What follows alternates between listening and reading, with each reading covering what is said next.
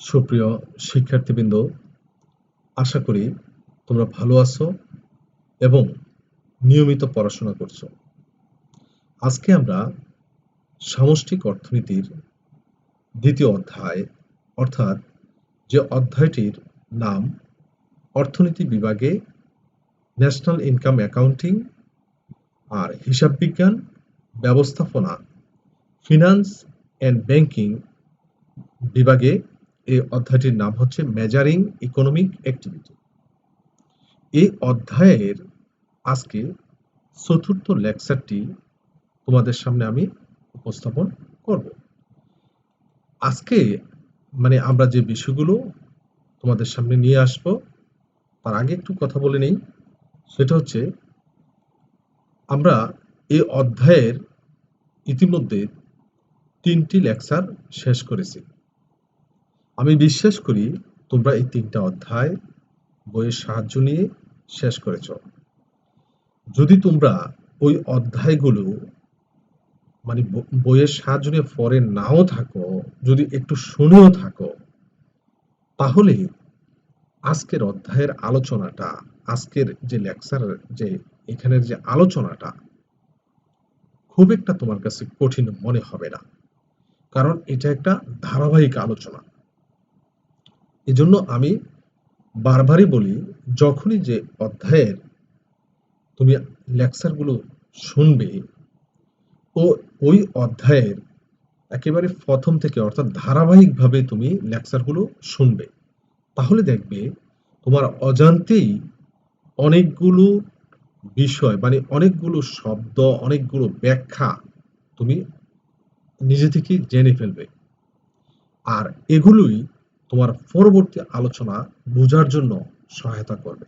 যাই হোক, আজকের এই আলোচনা শেষে তুমি কি কি জিনিস অর্জন করতে পারবে তা আমরা একটু দেখে নেব। এখন প্রশ্ন হতে পারে যে প্রত্যেকদিন এই জায়গাটা কেন দেয়া হয়। আসলে যখন তুমি, কারণ তোমাদের মধ্যে তো এখন প্রশ্ন জাগে, অনেক সময় প্রশ্ন করো যে আমি এটা কেন পড়বো, এটা পড়ে আমার কি লাভ। আর এই কেনটার জবাবেই তোমার সামনে আসলে এই পাঠ শেষে শিক্ষার্থী কি কি জিনিস অর্জন করবে এটা তুলে ধরা হয়। আর যখনই তুমি জানবে এখান থেকে আমি কি অর্জন করতে পারবো, তখনই তোমার মধ্যে একটা নতুন আকাঙ্ক্ষা জাগবে, আর তখনই তুমি আসলে পড়ার প্রতি মনোনিবেশ দিবে। ঠিক আছে?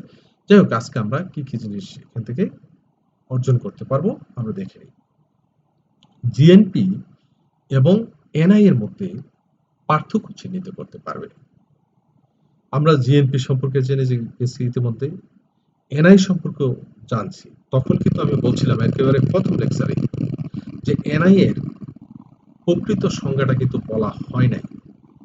আজকে কিন্তু আমরা এখানে জানবো আসলে জিএনপি এবং এনআই এর মধ্যে যে কি পার্থক্যটা আছে।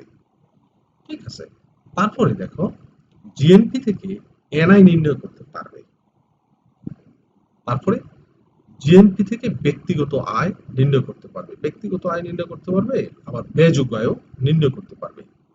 কারণ আমরা বিগত লেকচারগুলো যদি দেখে থাকি তাহলে বুঝতে পারবেন যে ব্যয়যোগ্য আয় নির্ণয় করা সম্ভব, ব্যক্তিগত আয় নির্ণয় করতে পারলে ব্যয়যোগ্য আয় নির্ণয় করাও সম্ভব। যাই হোক, আমরা আলোচনায় যাই। প্রথমত আসছি জিএনপি এবং এনআই, এগুলোর ডেফিনেশনটা, অর্থাৎ সংজ্ঞাগুলো কি। আমরা কিন্তু জানি ইতিমধ্যেই যে একটি নির্দিষ্ট সময়ে, সাধারণত 1 বছরে একটি দেশে যে পরিমাণ চূড়ান্ত দ্রব্য সামগ্রী ও সেবা উৎপন্ন হয় তার চলতি বাজার মূল্যের সমষ্টিটাকে বলা হয় জিএনপি। ঠিক আছে? আমরা কিন্তু এটার সংজ্ঞা জানি, সূত্র জানি, সূত্র পরে আমরা ওইখানে পার্থক্যের মধ্যে নিয়ে আসব। এবার আসো, এনআই কাকে বলে।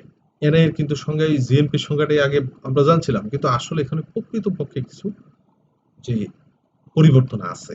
পরিবর্তনটা কি খেয়াল করো তো। আমরা নিট জাতীয় উৎপাদনের কথা বলছিলাম কিনা? নিট জাতীয় উৎপাদন কাকে বলে?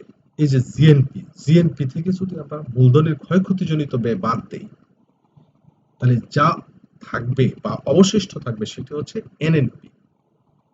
ঠিক আছে? তাহলে প্রথমত জিএনপি থেকে মূলধনের ক্ষয়ক্ষতিজনিত ব্যয় বাদ দিলে আমরা পাচ্ছি এনএনপি। আর এই এনএনপি থেকে এই জায়গাগুলো একটু মনে রাখতে হবে। এনএনপি থেকে পরোক্ষ কর, হস্তান্তর পাওনা, সরকারের উদ্বৃত্ত মুনাফা বিয়োগ করতে হবে। আবার বলছি, কার থেকে? প্রথমে জিএনপি থেকে মূলধনের ক্ষয়ক্ষতিজনিত ব্যয় বাদ দিয়ে পেলাম এনএনপি। এবার এনএনপি থেকে পরোক্ষ কর, হস্তান্তর পাওনা, সরকারের উদ্বৃত্ত মুনাফা বিয়োগ করে এবং সরকারের ভর্তুকি যোগ করে জাতীয় আয় পাওয়া যায়। ঠিক আছে? তাহলে আমরা প্রথমে জাতীয় উৎপাদন, তারপর নির্জাতীয় উৎপাদন থেকে কিছু জিনিস বিয়োগ করব, আর একটা মানে এখানে সরকারের ভর্তুকিটা যোগ করলেই পাবো কি? NI, national income. এই জায়গাটা মনে রাখলে তুমি সূত্র তৈরি করতে পারবে। তাহলে আমরা এখন যাচ্ছি পার্থক্যের দিকটা। দেখো, জিএনপি এবং এনআই এর মধ্যে পার্থক্য কি? পার্থক্যটা আমরা দেখি। দেখো, বলছে প্রথমে তো সংখ্যাগত পার্থক্য, আমরা আগে যেটা বলছি এটাই। এবার আসো সূত্রগত পার্থক্য। জিএনপি সমান কি? এই সূত্রটা আমরা আগে জেনে গেছিলাম যে প্রত্যেকটা দ্রব্যকে তার নিজ নিজ দাম দিয়ে গুণ করে এই গুণফলের সমষ্টিটাই হচ্ছে জিএনপি। তাহলে পি ওয়ান হচ্ছে কিউ ওয়ান দ্রব্যের দাম, তাহলে পি ওয়ান গুণন কিউ ওয়ান, তাহলে এই দুটা গুণন করলে কিউ ওয়ান দ্রব্য থেকে যে আয়টা পাচ্ছি এটা পাবো। আর কিউ টু দ্রব্যেরকে যদি তার দাম দিয়ে পি টু দিয়ে গুণন করি, তাহলে এই কিউ টু দ্রব্যের থেকে আয়টা পাবো। এভাবে যতটা দ্রব্য উৎপাদন হবে প্রত্যেকটা দ্রব্যের আয়ের সমষ্টিটা হচ্ছে জিএনপি। এটা হচ্ছে সূত্রভিত্তিক কথা। এবার দেখো, উপরে যে সংখ্যাটা তুমি দেখছো এনআই সমান সমান, আমি বলছিলাম জিএনপি থেকে মূলধনের ক্ষয়ক্ষতিজনিত ব্যয় বাদ দেব। এই যে দেখো, জিএনপি মাইনাস সিসিএ, এটা বাদ দিলে আমি এই জায়গাটা আমার পুরোটা সংক্ষিপ্তভাবে লিখলে আমি পাবো এই জায়গাটা দেখো এনএনপি হয়ে যাবে পুরাটা, যদি এটা বাদ দিই। তারপর এখানে আমি কি করছি, কি কি জিনিস বাদ দিচ্ছি? পরোক্ষ কর বাদ দিচ্ছি, হস্তান্তর ফানো বাদ দিচ্ছি, আর সরকারের উদ্বৃত্ত মুনাফা বাদ দিচ্ছি। এই তিনটা জিনিস বাদ দিচ্ছি কার থেকে? নিট জাতীয় উৎপাদন থেকে। আর যোগ করতেছি কি? সরকার প্রদত্ত ভর্তুকিটা, সরকার প্রদত্ত ভর্তুকি, এসবি, সাবসিডি যেটাকে বলা হয়। ঠিক আছে? তাহলে এটা হচ্ছে এনআই এর সূত্র। এই সূত্রটা আমাকে মনে রাখতে হবে অঙ্ক করার জন্য। এবার দেখো আরো কিছু পার্থক্য রয়ে গেছে এখানে। তাহলে এখানে দেখো পরিধি ভিত্তিক পার্থক্য। তাহলে তুমি দেখো জিএনপি থেকে বাদ দেওয়ার পর কিন্তু এনআইটা পাচ্ছি। তাহলে জিএনপি কি? একটা বিস্তৃত ধারণা, এনআই হচ্ছে সংক্ষিপ্ত ধারণা। অর্থাৎ জিএনপির একটা অংশ হলো এনআই, অর্থাৎ ন্যাশনাল ইনকাম। এবার আসো পরিমাপ ভিত্তিক পার্থক্য। জিএনপি পরিমাপ করা তুলনামূলকভাবে সহজ। কারণ কি? এই যে দাম দিয়ে পরিমাণকে কতটুকু উৎপাদন হয়েছে আর প্রতি একক দ্রব্যের দাম কত, এটা দিয়ে যখন দাম দিয়ে পরিমাণকে গুণন করে আমি সবগুলোকে যোগ করব, তখন জিএনপি বের হয়ে যাচ্ছে।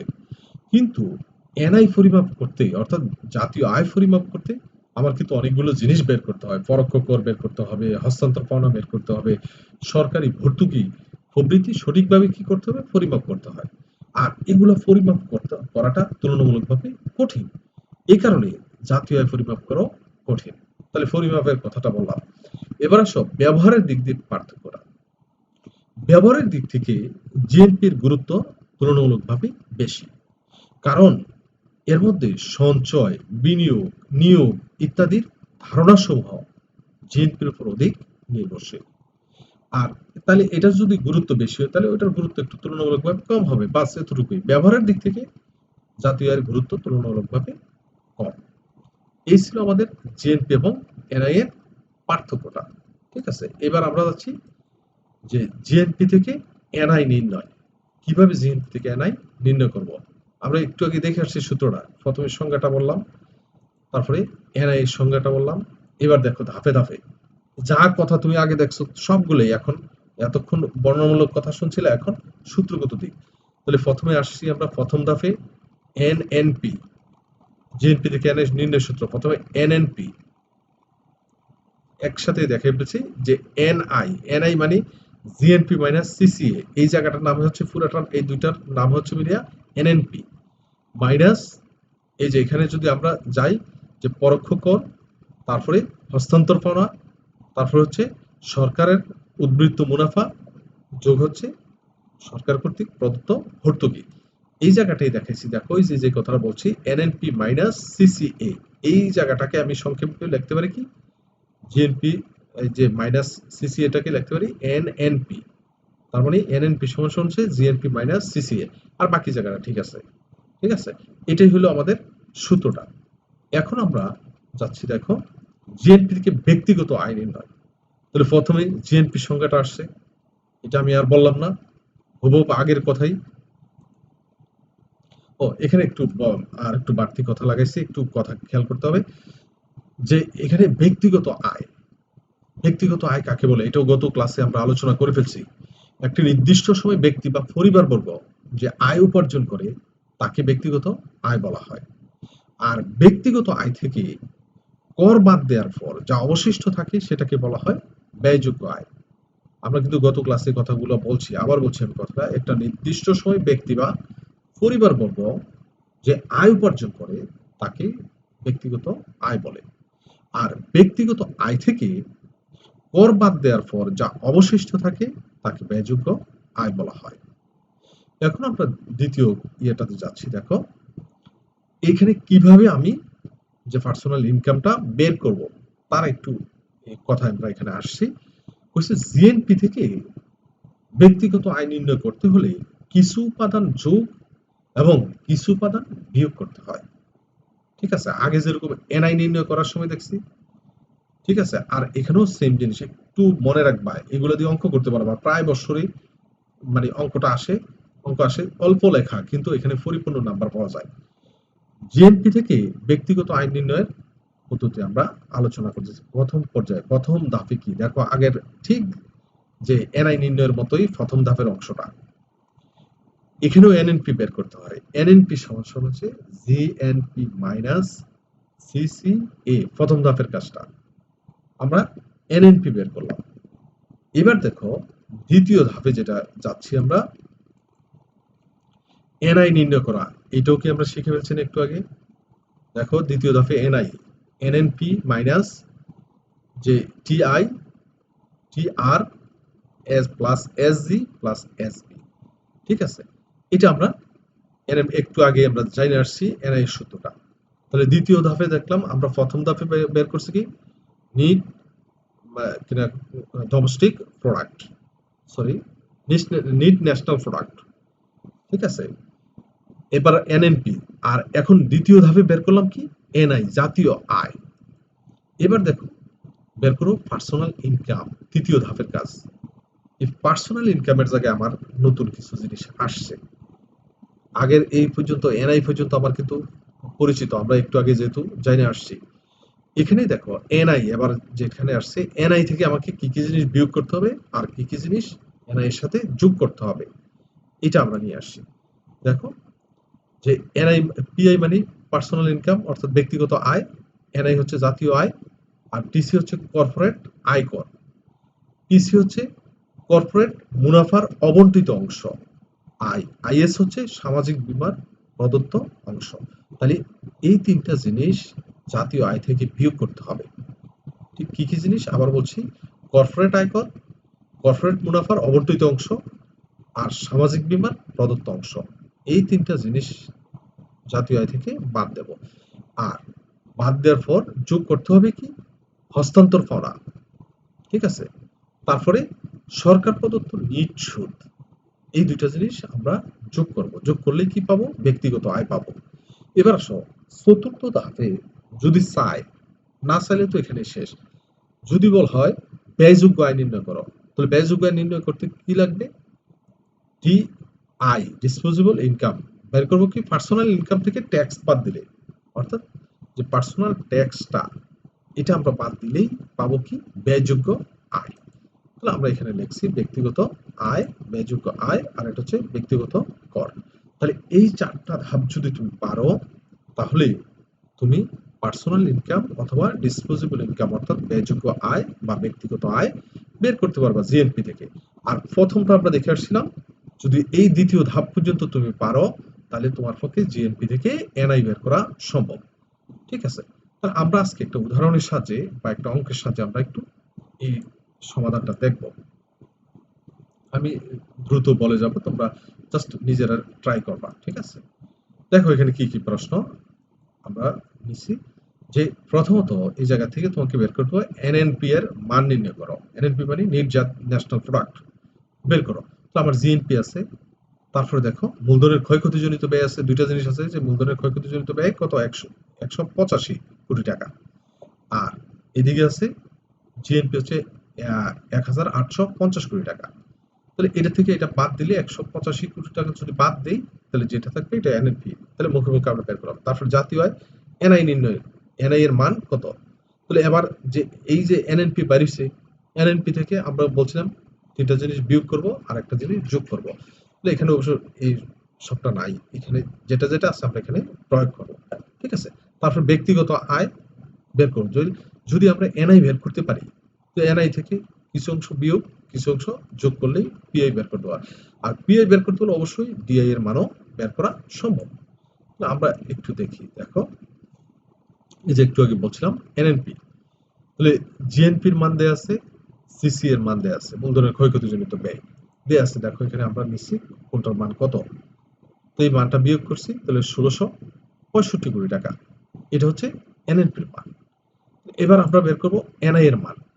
তাহলে এনএনপি থেকে দেখো পরোক্ষ ব্যবসা কর বাদ দিচ্ছি। এখানে কিন্তু আর অন্য কিছু নাই, যার কারণে আমরা বাদ দিতে পারি নাই। ঠিক আছে? তাহলে এখানে এনএনপির মান নিচ্ছি 1665 কোটি। আর পরোক্ষ কর, পরোক্ষ করটা দেয়া আছে। দেখো আমি যদি পেছনে যাই, পরোক্ষ কর ব্যবসা কর কত, 170 কোটি টাকা। এটা আমরা এখানে দেখো এখানে আবার বিয়োগ করছি পরোক্ষ করটা। বাদ দেওয়ার পর যেটা হয়েছে এটি হচ্ছে আমাদের ন্যাশনাল ইনকাম, জাতীয় আয়। ঠিক আছে? এখানে অবশ্যই এখানে মানটা দেয়া ছিল। সরি, এখানে একটু ভুল হয়ে গেছে। এটা সিসিএ চলে আসছে, এই জায়গাটা ভুল। ঠিক আছে? এখানে ভুল হয়েছে, এখানে এই জায়গাটা ভুল। এখানে হবে এখানে অঙ্কটা ঠিক আছে, কিন্তু এই মানটা আমি ভুল এখানে নিয়ে আসছি। ওই যে আগেরটা কপি করে আনছি, তো এই মানটাই রয়ে গেছে, মানটা বসানো। এনএনপির মান হচ্ছে 1665, আর যে পরোক্ষ করের মান হচ্ছে 170 কোটি। ঠিক আছে? এটা আমরা দেখবো না। ঠিক আছে? তারপর আমরা যাচ্ছি পিআই নির্ণয় করা। এই পিআই নির্ণয় করতে গেলে আমরা দেখছিলাম যে জাতীয় আয় থেকে কিছু জিনিস আমাকে বাদ দিতে হয়। কি কি জিনিস বাদ দিচ্ছি এখান থেকে? হোক সামাজিক নিরাপত্তা অনুদান, কর্পোরেট আয়কর, অবন্টিত কর্পোরেট মুনাফা, এই তিনটা জিনিস আমরা এখান থেকে বাদ দিচ্ছি। আর যোগ করতে হবে কি, হস্তান্তর করা। ঠিক আছে? এই মানগুলো কিন্তু আমাদের এই চারটার মধ্যে আছে। এখান থেকে আমরা মানগুলো নিয়ে আসছি। দেখো এনআই এর মান আমরা একটু আগে বের করছিলাম 1495 কোটি টাকা। আর সামাজিক নিরাপত্তা অনুদানের মান দেয়া আছে 130 কোটি টাকা। কর্পোরেট আয়কর দেয়া আছে 70 কোটি টাকা। আর অবন্টিত কর্পোরেট মুনাফা দেয়া আছে 25 কোটি টাকা। আর হস্তান্তর পাওনা হচ্ছে 250 কোটি টাকা। তাহলে এটা যদি আমরা সমাধান করি, তাহলে আমরা পাচ্ছি কত, 1520 কোটি টাকা। অর্থাৎ এই পার্সোনাল ইনকামটা আমরা বের করে ফেলছি। এখন যদি আমাকে বলা হয় ব্যয়যোগ্য আয় বের করার জন্য, তাহলে কি করব? শুধুমাত্র এই পার্সোনাল ইনকাম অর্থাৎ ব্যক্তিগত আয় থেকে ব্যক্তিগত কর বাদ দিলেই যেটা থাকবে সেটা হচ্ছে ব্যয়যোগ্য আয়। তাহলে আমি এখানে নিছি যে ডিআই সমান পিআই মাইনাস ব্যক্তিগত কর। তাহলে পিআই তো আমি পাইছি 1520 কোটি টাকা, আর ব্যক্তিগত কর হচ্ছে 200 কোটি টাকা। এটাও 60 থেকে নেয়া। তাহলে এখানে যেটা বাড়িছে দেখো 1320 কোটি টাকা। এটা হচ্ছে ডিসপোজেবল ইনকাম। এই ছিল আসলে মূলত আজকের আলোচনা। তাহলে এই আলোচনা শেষে আজকে আমরা আসলে এখান থেকে কি কি জিনিস করতে পারি, কি কি জিনিস আমাদের মানে লাগবে পড়া। দেখো এখানে অতি সংক্ষিপ্ত প্রশ্ন আমাদের এখানে খুব একটা নাই। হ্যাঁ, নাই বললেও ভুল হবে। তোমাকে যদি বলে যে এনআই নির্ণয়ের মানে সূত্রটি লিখো, তাহলে তোমাকে লিখতে হবে। ঠিক আছে? এই জন্য এখানে আমি আর দিলাম না। তোমরা যখন এই জিনিসগুলো পড়বে তখন এই ছোট ছোট প্রশ্নগুলো তোমাদের মধ্যে চলে আসবে। জিএনপি এবং এনআই এর মধ্যে পার্থক্য নির্দেশ করো। তারপর জিএনপি থেকে এনআই নির্ণয় করো, জিএনপি থেকে ব্যক্তিগত আয় নির্ণয় করো। যখন তুমি এইটা পারবা, নিচের এটা জিএনপি থেকে ব্যক্তিগত আয় নির্ণয় করতে পারবা, তখন অটোমেটিক তোমার জিএনপি থেকে এনআইও নির্ণয় করা সম্ভব। তাহলে আজকের আলোচনাটা আসলে এ পর্যন্তই ছিল। আশা করি তোমরা অবশ্যই বইয়ের সাহায্য নিয়ে এই আলোচনাটাকে শেষ করবে। তোমাদের সুস্থতা কামনা করি। আজকের আলোচনা আমি এখানেই শেষ করলাম। ধন্যবাদ সবাইকে।